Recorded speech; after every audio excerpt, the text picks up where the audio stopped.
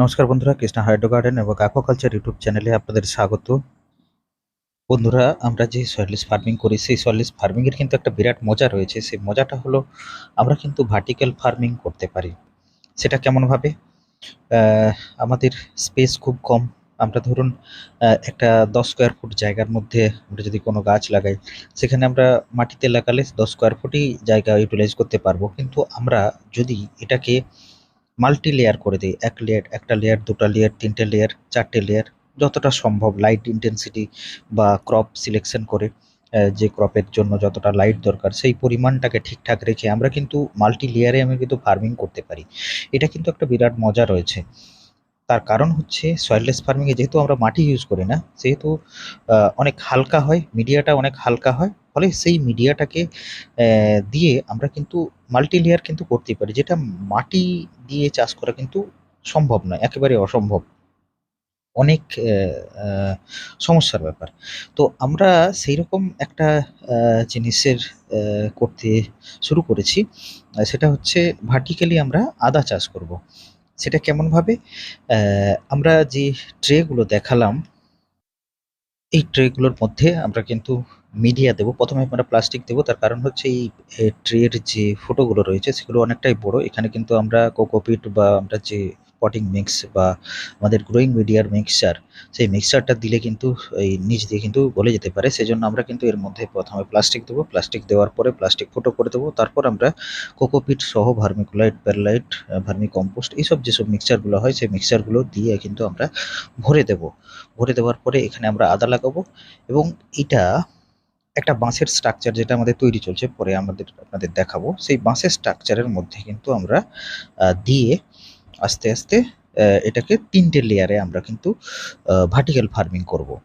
তো আজকে আপনাদের যেটা দেখাবো সেটা হচ্ছে কোকোপিট আমরা আনিয়েছি। সেই কোকোপিটটাকে মোটামুটিভাবে আমরা ট্রিট করে নেব। সেই ট্রিটটা কিভাবে করব সেটাই আপনাদের দেখাচ্ছি।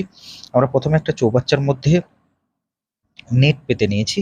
আমাদের যে ফেরো সিমেন্ট, আপনারা যারা আগের ভিডিওগুলো দেখেছেন সেগুলো কিন্তু দেখতে পাবেন যে এখানে কিন্তু আমরা আহ, সেই ফেরো সিমেন্টের চৌবাচ্চার মধ্যে আমরা কিন্তু একটা জল দিয়ে আমরা নেট বিছিয়ে নিয়েছি। এবার নেট বিছিয়ে নেওয়ার পরে আহ, আহ, যাতে নেটটা বিছিয়ে নেওয়ার কারণ হচ্ছে যাতে কোকোপিটটা আমরা ভালোভাবে নেট সহই একবারে তুলে নিতে পারি। এরপরে আমরা আনবক্সিং করব। আমরা কিন্তু এখান থেকে আপনাদের একটা জিনিস বলে রাখি, আমরা কিন্তু ugaw.com থেকে আমরা কোকোপিটটা আনিয়েছিলাম। কোকোপিটটার দামটা একটু সস্তাই মনে হয়েছিল, সেজন্য আমরা নিয়েছিলাম। কিন্তু আমরা যেটা উপলব্ধি করলাম, এটা অ্যামাজন থেকেই নিয়েছিলাম, অর্ডার করিয়েছিলাম। কিন্তু আমরা যেটা উপলব্ধি করলাম সেটা হচ্ছে এই কোকোপিটটা কিন্তু খুব একটা সুবিধার নয়, খুব একটা সুবিধার নয়। আমার কিন্তু কোয়ালিটিটা একদম ভালো লাগেনি। কিন্তু আমাদের হাতে সময় নেই, সেজন্য আমরা আর কোয়ালিটি নিয়ে করছি না। তো আমরা আপাতত এগুলোকে ভিজিয়ে নিচ্ছি। ভিজিয়ে নেওয়ার পরে এগুলো আমরা কাজে লাগিয়ে দেব। তো একবার ব্যবহার করা যাবে, কিন্তু দ্বিতীয়বার এই কোকোপিটকে রিউজ করতে গেলে কিন্তু অনেক কিছু চিন্তা ভাবনা করতে হবে। এখান থেকেও অনেকটা গুঁড়ো, কারণ কোকোপিটটা অ্যাকচুয়াল হওয়া উচিত আহ, অনেকটা একটু মোটা দানা হওয়া উচিত। মানে যদি ধরুন 2 থেকে 4 এরকম সাইজের কোকোপিটের অ্যাভারেজ যে দানাটা সেটা যদি হয় তাহলে কিন্তু সেটা খুব ভালো হয়। কিন্তু এটা কিন্তু সেরকম নেই, মানে খুব ধুলো টাইপের রয়েছে। এক্ষেত্রে এখানে যেটা ঘটবে সেটা হচ্ছে এই কোকোপিট কিন্তু মানে একটা যদি ভালো কোয়ালিটির কোকোপিট হয়, এক্সপোর্ট কোয়ালিটি যদি কোকোপিট হয়, সেই কোকোপিট কিন্তু একটা 5 কেজির ব্লক থেকে এক্সপেন্ড হয়ে 75 থেকে 80 কেজি পর্যন্ত হতে পারে। কিন্তু এই কোকোপিটটা আমার হিসাবে কিন্তু এখানে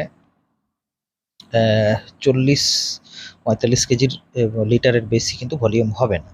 দেখুন কোকোপিটগুলোকে এইভাবে ফেলে দিচ্ছি, ফেলে দিয়ে আস্তে আস্তে কোকোপিট শোক করতে শুরু করবে।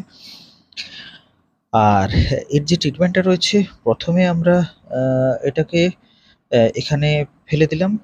ফেলে দেওয়ার পরেই আমরা 48 ঘন্টা এখানে রাখবো, ভিজিয়ে রাখবো। 48 ঘন্টা ভিজিয়ে রাখার পরে অ্যাকচুয়ালি এটা কিন্তু কোম্পানি যেটা ডিমান্ড করছে সেটা হচ্ছে এটা কিন্তু ট্রিট করা কোকোপিট, মানে লো ইসির কোকোপিট। সেজন্য আমরা এখানে কোকোপিটটা 48 ঘন্টা রাখবো, জাস্ট ফ্রেশ জলটা বের করে নেওয়ার পরে আরেকটা ফ্রেশ জলে মোটামুটি 6-7 ঘন্টা রাখবো। আহ, তারপর এই কোকোপিটটা আমরা ডাইরেক্ট ব্যবহার করব, দেখা যাক কেমন হয়। তো লো ইসি বলা হচ্ছে, কতটা লো ইসি সেটা কিন্তু পরেই বোঝা যাবে। আর সেই ভিডিও আপনাদের সেই আপডেট আপনাদের দিতে থাকবো। এই দেখুন, এই যে কোকোপিটটা, এই কোকোপিটটা কিন্তু কিছুটা ভালো রয়েছে, আবার সবটা যে ভালো তা নয়। এই যে আমি যেটা দেখালাম কোকোপিট মানে হাত দিয়ে চেপে দেওয়ার পরে আবার যখন ছেড়ে দেওয়া হবে সেটা কিন্তু আবার এক্সপ্যান্ড করে সেই রকম জায়গাতে চলে আসবে। এরকম যদি হয় তাহলে সেই কোকোপিটের কোয়ালিটি কিন্তু সবচেয়ে ভালো। আর সবচেয়ে ভালো হয় কোকোপিটের মধ্যে যদি কোকো চিপস মেশানো মিশানো অবস্থায় থাকে, তবে কিন্তু সেই কোকোপিটের গ্রেডটা কিন্তু অনেক হাই হয়। তো এইভাবে আমরা এগুলোকে ভিজিয়ে দিচ্ছি। ভিজিয়ে দেওয়ার পরে আমরা 48 ঘন্টা পরে এখান থেকে ছেঁকে তুলে নেব। ছেঁকে চেপে এর জলটা বের করে নিয়ে আমরা আরেকটা ফ্রেশ জলের ট্যাঙ্কিতে, মানে আমাদের যে ফেরো সিমেন্টের ট্যাঙ্ক বানানো হয়েছে সেই ফেরো সিমেন্টের আরেকটা ট্যাঙ্কিতে আমরা এটা ফেলে দেব। ফেলে দেওয়ার পরে আবার ফ্রেশ করে নেব। আচ্ছা, এইখানে দেখুন এই কোয়ালিটিটা কিন্তু একটু ভালো। আগের যে কোয়ালিটিটা দেখেছিলাম সেটা কিন্তু একটু ভালো, মানে এর দানাটা কিন্তু একটু মোটা রয়েছে। কিন্তু সবগুলো কিন্তু একই রকম নয়, দু একটা ভালো এসেছে, কিন্তু বেশিরভাগটাই মানে 90% যে কোকোপিটটা এসেছে সেটা কিন্তু লো কোয়ালিটি। এই কোয়ালিটির কোকোপিটটার সাথে কিন্তু আমি আপনাদের বলবো, এই কোয়ালিটিটা মোটামুটি একটা 40 টাকা 50 টাকা কেজি এরকম পড়ে, ঠিক কথা, কিন্তু জিনিসটা আমরা খুব একটা আমার পছন্দ হয়নি। এটা মোদ্দা কথা, আমার কিন্তু এই জিনিসটা পছন্দ হয়নি। এইটা ম্যাক্সিমাম একবারই ইউজ করা যাবে, আর প্রথমবারেও কিন্তু ইউজ করতে গেলে এখানে কিন্তু ভার্মিকুলাইট প্যারালাইট মিক্স করে কিন্তু ইউজ করাটা বেটার, ভালো হবে। কিন্তু তা সত্ত্বেও আমরা ব্যবহার করব, ডাইরেক্টলি ব্যবহার করব, দেখা যাক কেমন রেজাল্ট আসে, কি হয় একটু দেখে নেব। আচ্ছা, এই কোকোপিটগুলোকে এইভাবে ভেঙে ভেঙে এরকম আমরা ভেঙে নিচ্ছি, ঠিক কথা, কিন্তু না ভাঙলেও চলে। এভাবে কিন্তু চলতে থাকবে, মানে এভাবে কিন্তু আস্তে আস্তে জল সোক করে নিয়ে এগুলো ফুলে যাবে, এক্সপ্যান্ড হয়ে যাবে। অ্যাকচুয়াল একটা 5 কেজির কোকোপিট ব্লক থেকে 60 কেজি পর্যন্ত কিন্তু হওয়া উচিত। জলের যে ভলিউমটা সেটা কিন্তু হওয়া উচিত, তবেই হচ্ছে মোটামুটি একটা ভালো কোয়ালিটির। আর যদি 70-80 লিটার ভলিউম হয় বা 5 কেজির ব্লক থেকে, মানে 15 লিটার পার কেজি হিসাবে যদি কোকোপিট ব্লক হয়, মানে এক্সপ্যান্ড করে, তাহলে কিন্তু সেই কোয়ালিটিটা যথেষ্ট ভালো কোয়ালিটি। তো আমাদের এটা দেখে মনে হলো এটা 40-45-এর বেশি আসবে না। তো যাই হোক, এখন এখানে আমরা এটা ভিজিয়ে নিই।